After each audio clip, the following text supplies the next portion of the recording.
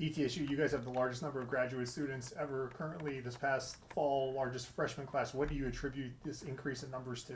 So yeah, this fall we had the largest freshman class in the history of the university. Our residence halls were at capacity, largest class of graduate students in the history of the university. I think there's a lot of factors that influence those numbers. First is the quality of the institution, the academic reputation of the degree. But I think a third part is the experience we've really looked to build at the university. You know, if you were on this campus a decade ago, we had the reputation of a suitcase campus, a place that was intersected by roads and there really wasn't a sense of place.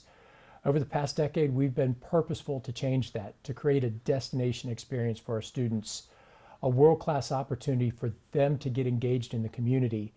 And I think coming out of COVID, one of the things that we've really been purposeful on is to break down the walls that this is an institution that exists for itself. This is an institution that is the region's university. So we've been engaged in service, we've been engaged in outreach, we've welcomed the community to campus from Broadway performances, plays, lectures, debates. And I think people are really seeing what has been for a long time the hidden gem here in Northeast Tennessee. And our apps are up from all across the state and from all across the region. So we have more students applying to the university from Knox County than ever, more students from Davidson County than ever. Our numbers in the upstate of South Carolina continue to grow. Our international student numbers have rebounded. So there's not one single answer to your question, but we've had a dedicated strategy that we put in place more than a decade ago, and that strategy's really beginning to yield fruit. And as we look towards the fall, and there's some uncertainty this fall because of some things on the financial aid landscape at the federal level, but our early indicators are our residence halls will be at full capacity, freshman class will be at or near another record level, and our enrollment continues to trend in the right direction. On the faculty and staff side, you had a 4.5% increase. I believe in November past. How important is it to keep on pace, to retain your top educators? So, one of the things that I think is unique to the state of Tennessee, and I can't thank our elected officials enough, is the investment that the state continues to make in higher education. So as you look across the nation, you're seeing waning investments in the post-secondary system, not here. So when you've got strong state support and strong enrollment, that positions you to do some things that other universities in the nation are not. If you look in the media every day, there's institutions closing. I think we've had a closure a week for the current year. Reductions in force, reductions in academic programs. That's not the case in Tennessee. So our budgets are balanced. We're putting money in reserves. The salary increase that we provided to faculty staff this academic year was the largest in the modern history of the university, and we're positioned to, at a minimum, do a 3 to 3.5% looking towards the next academic year. So I feel really good about where we are financially. The summertime is big for construction around campus. What are some of the big projects people may notice when they come back in the fall? And you touched on residence halls were full. I know there's a plan for more residence halls on campus. So I think you're already seeing some of that construction underway now. So if you were going to walk up through the center of campus, the old campus center building, the student center prior to the cult, was taken to the ground this spring. Rising up in its place is a new academic building. So right now there's a construction fence and a fair amount of earth moving that's transpiring. When students return in the fall, the full steel skeleton for that building will be taking shape. The Commons, which is a green space that we put in place during 20, we're extending that now all the way to the football stadium. Major renovation of Burleson Hall, top to bottom renovation of Burleson to provide small classrooms and offices for faculty. We'll begin work on Brown Hall, a two-phase renovation to renovate the heart of the sciences at the institution, biology and chemistry. A lot of that work will begin from a phasing perspective this summer. And then there's a lot of small projects, roads, roofs, HVACs, things that we have to get done before the semester starts to be ready for the return of students. We'll be bringing Powell, a residence hall that we're renovating, back online. And then we'll be preparing to take Yoakley, which is an administrative building, offline to turn it back into a residence hall. We're probably a couple years away from potentially breaking ground on a residence hall. What we're wanting to do is to maximize occupancy within our current footprint and to make best use of the facilities that we have. We had right around 3,000 students in residence halls this year. We'll be at 3,400 in the fall, just by making better use of available space. I know it might be hard to answer that now, but with that increased space, would that potentially limit having to have the students in hotels to start the semester, or could that still be a possibility? That's the hope. The hope is by making these adjustments, we'll not have to place students in off-campus accommodations as we start the fall. We're prepared for that in the event it does transpire, but I don't think we'll be in that position. Housing in Northeast Tennessee is a increasingly difficult to find commodity, not just for us, but for faculty, for staff, and the community as a whole. If we were here a decade ago, it was a very different conversation. But the conversation now is 3,400 students in the residence halls, which will be an all-time record. And that changes a place. 1,000 extra students on campus, living in the residence halls, eating in the dining facilities. That changes the feel and energy of the institution. And as I look back at the year, one of the things that I've really enjoyed is that the campus has come to life. It seems like an eon ago, but 4 years ago we were in the pandemic. This year's freshman class had a very different freshman year than their senior year. Their senior year was marked by, once again, record attendance at football and basketball games for the Southern Conference, Broadway performances that have been sold out. The night that we turned the holiday lights on campus, there were more folks here for that than there's ever been. There's been an energy this fall and spring that's been unlike any other academic year that I've had in the more than a decade that I've had the honor to serve as president. And you touched on that since 2012 you've been here. If back then, if somebody would have said you would still be in this role 12 plus years later, what would you have said back then? I would have asked them what they'd had for breakfast that morning. The life expectancy of individuals in this position is less than 6 years. I've been very blessed. I've been blessed to have an outstanding board, to work with an outstanding staff. When I came on as president 12 years ago, we had senior leadership across the campus with tenure. Bert Bach was the provost. Wilsie Bishop was our VP for Health Affairs. David Collins was the CFO. Jane Jones was the chief of staff. Ed Kelly was our legal counsel. They've been at this institution for 30 years, and they welcome my family and I with open arms. My leadership challenge now is a little different. We're welcoming new individuals to our leadership team, and we're working to ensure that we keep the culture that was established more than 100 years ago by our founding president to serve the people of the region, still embedded within the culture. This is the region's university. I look at us as a blue-collar school with gold standards.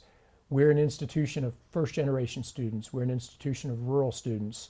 We're an institution that exists to give people a chance. And, if you'd have told me 12 years ago, I still would have the chance to be a part of this and to watch my son go from first grade to 12th grade at the university school, I would have said I'd had a fortunate career. What are you and I'm not ready for it to end. Most proud of during your tenure so far that the university has been able to accomplish? I think the thing that I'm the most proud of are the relationships. Well, I'll get at it in two ways. So, people aren't remembered by buildings or initiatives. They're remembered by relationships with individuals. So as I look back over the 12-year time period, what I have enjoyed most is the relationships that I've had to build with community members, with students, with faculty, and with staff. Those are the things when you're old and your hair is even more gray than it is now that you're going to remember. But I think if you were to ask the community, what did Brian Noland accomplish while he was here? Folks will mention the return of football. 2 trips to the playoffs, Southern Conference Championship, the play that I'll never forget when Coach Sanders went for it for 2. That's a moment I'll never forget. One thing that hasn't happened yet, but I can't wait for it, is to watch our band march down the streets of New York in the Macys parade. Because 10 years ago, we didn't own instruments. And now we have more than 400 people potentially this fall in the band. A decade or so ago, there hadn't been a new building built on the main campus since the library. Before that, the mini dome. And now as you look across the university, the Martin Center, we've acquired the Millennium Centers, now the Brinkley Center, the academic building, the complete renovations of the Culp, renovations of residence halls, renovations of Lamb Hall, Those are all things that the state, the community, benefactors have all helped to make possible. I've just played a small role in it. So if you ask the community, they'd say, some buildings were built, we started football, we started a band. But for me, it's the relationships that I built with individuals. I want to touch on the band. Again, you brought that back along with football, but the fact that they're going to be in the Macys parade, I mean, that's like one of the signature events in this country, and to have ETSU be in that in November of 24, what is that going to mean to you in this community? Well, it's the first collegiate marching band from the state of Tennessee to participate in the parade in more than 50 years. But it's more than just the parade. The flag corps and our majorettes will have the opportunity to open the Radio City Music Hall Spectacular on that Wednesday. And I think it's going to be a real week of celebration. We have a significant number of community leaders and community members and parents who are making the trip to New York as well. So the chance to be there with students and their families, the chance to have Thanksgiving dinner with them, the opportunity to sit in the audience at Radio City Music Hall and watch our students take the stage. I can't wait for that. But for the region, this is a region that I think has unlimited potential, but often the state forgets about because most people in the state thinks it ends in Knoxville. So for a region that is often underrepresented and underappreciated to be on that stage, I hope everyone across the region's proud of its university. What are one or two of your biggest priorities, looking maybe in the next 12 to 18 months? Well, I think as we look forward, without getting into, operational aspects, we're rewriting the whole electronic infrastructure that runs the university. We're putting in place a series of new policies and initiatives, college reorganization, a new gen ed course. So there's a lot of inside baseball type things. But if you set those to the side, for me, my largest initiatives are to continue the growth trajectory that the university's on, to sustain 21 to 2,200 freshmen per year. The next is to hit the student success goals that are within the strategic plan established by the board, 60% graduation rates, 80% retention rates. We've set record graduation rates, it improved 15% from when I started as president to where it is now, but we're still not where it needs to be. So to continue our enrollment growth, to continue the work we're doing in the space of student success, but then to invest in our people. The most precious commodity an institution has is the talent of its faculty and staff. And we have to find resources to continue to make investments in their compensation levels to ensure that we don't lose them and they leave to another university. Faculty are a mobile commodity. They may love it here, but we're in a national competition for talent. And we have to ensure that we make adjustments to compensation to keep the outstanding talent that calls ETSU home. The chair of the board of directors, she said about you that you have the rare gift of being both innovative and pragmatic. What do you feel when you hear that? Well, one of the things that you learn over time is that change requires time. New leaders come in with 120-day plans and think they can change the scope of an entity in an instant. I've learned over time that things take time. When we began our strategic planning initiative in 2012 and 13, the Committee for 125, that was a strategic vision for the university in 2036. And when we put out Chapter 2, that was still gearing towards 2036. So the initiatives that we're putting in place and have put in place may not yield fruit for another decade. So the ability to recognize that you have to be innovative now, and that innovation may not benefit you in the current term, but it may benefit you 7 to 10 years down the road. So I'll give you an example. In 1986, then President Ron Beller and community leaders put together a document called Turning Towards 2011. We just turned 75 and they were preparing to turn 100. And one of the things that they wrote would be an aspirant for the region is a performing arts center. On Valentine's Day in 2013, I stood in the Martin Center with Jim Martin, Dr. Stanton, Bert Bach, and others, and we launched an arts initiative.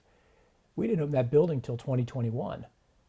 We didn't start selling out Broadway until 2022. And to have more than 3,000 people in that building this week enjoying Mean Girls, that was a dream that started a decade ago. I think one of the aspects to recognize in a position such as mine is things that you may be putting in place now. Those seeds may not bloom for another decade, but you've got to be innovative now, looking down the road that those innovations have to be sustainable. You're a member of the NCAA Division I Board of Directors. What's the future of college athletics with the NCAA? I wish I had a crystal ball that could answer your question. Let's talk about how much the landscape of colleges athletics has changed in the 10-year time period that more than 10-year time period I've been at the university. 12 years ago, if I were to have a conversation with then head basketball coach Murray Bartow about compensation levels for basketball players, both of us would have gone to jail. But now NIL is a base level expectation that as we're looking to build out athletic programs, students are looking for compensation for their name, image, and likeness. The landscape from a conference affiliation perspective has changed significantly. Texas is in the SEC this fall. The Pac-12, for all intents and purposes, no longer exists. So as you look at the Autonomy 5 and what may transpire there, NIL, transfer portal, I think one of the aspects that makes governance for the NCAA complicated is that their attempts to govern are often undermined by legal actions taken by member institutions. It's a member organization. So member institutions are making actions that they do not like the rules that are part of that membership organization and are filing legal injunctions to try to take things in a different direction. So it's an extremely litigious environment. It's an environment that is as much directed by public opinion and the legal system as it is anything else. But if I had a crystal ball, it's going to say that the landscape, I think within the next 2 years, is going to look very, very different than it does today. How's ETSU positioned among its peers to survive in this world or thrive in this world currently? Well, it's a unique situation. Many big-time athletic departments have bigger NIL budgets than we have budgets for our athletic department. I think we're positioned in an outstanding conference. We're fortunate to be in a Southern Conference that's geographically centered. Our students aren't spending time traveling to New Mexico to compete in softball games like other institutions are near us. We've put the focus on the student portion of the student athlete. If you go to the Charlotte airport and you're through there at 10 o'clock at night, you're going to see student athletes everywhere catching red eyes to fly back to the West Coast because they're part of athletic conferences that span from Florida to New Mexico. That's not healthy for student athletes. Football is the element that's driving the dynamic nationally, but volleyball, women's basketball, gymnastics, softball, baseball, those student athletes are spending hundreds of hours on planes, trains, and automobiles, and it's difficult to succeed in the classroom. So for us, we're at an FCS level for football. I don't see us at any point in the near distant future moving up, because moving up is not something that I think we can afford. And I think a lot of schools that have moved up are going to struggle to stay there. Our goal is to be the best FCS athletic program in the nation. And I think we're there. Look at the past week. Men's tennis, women's tennis, men's golf, women's golf. Conference championships, playing at the NCAA tournament. Our men's golf team, 3 years in a row, has made it to the West Coast to compete in, for all intents and purposes, the national championship. They go to North Carolina next week to begin that journey. Baseball's having an outstanding season. Coach Savage has basketball right where it needs to be. That win against Chattanooga a couple months ago was exciting as any game I've ever seen. So as you look across the programs, we want to be the best at our level. We're not Texas, we're ETSU, and we want to win championships at ETSU and at our level. Is the Southern Conference the right conference for ETSU to do that? The Southern Conference is the right conference. I think as a conference, we've got to look at membership. The landscape around us is changing, and I would rather have a little bit more latitude and flexibility as it relates to membership, because I think the direction that things are taking are larger conferences. So, how could we as a league potentially explore expansion that doesn't change the character and composition of membership or the geographic footprint? But yes, the Southern Conference is the right home for ETSU. The last question can't ask now because you're not wearing the bow tie. I was going to ask for the origin of the bow tie, but you're not wearing it today, so. It doesn't fit right underneath regalia. Okay. So when you've got regalia on, this stays fit. If not, it Okay. pumps out to the side. No, but I'll answer your question. One of the things that we really tried to do over the 12 years that I've been here is to connect with students. And there was a day, for whatever reason, I wore a bow tie to work, and I had student after student after student stop and say, "That bow tie is awesome. You need to wear it more often." So that turned into the next day, and it turned into the next day. I have other ties besides bow ties, but what my family makes fun of me for is the fact that I don't take tie off. People are like, "Well, don't you get tired of being in this?" I go, "No, this is what I wear to work. When I go home, I take it off. But this is, you get up in the morning and you get ready to go to work." I hated having to work from home during the pandemic. In fact, I never did. I came to this office every single day, and even when no one was here, I put on a tie because it's part of the process of getting ready to go to work.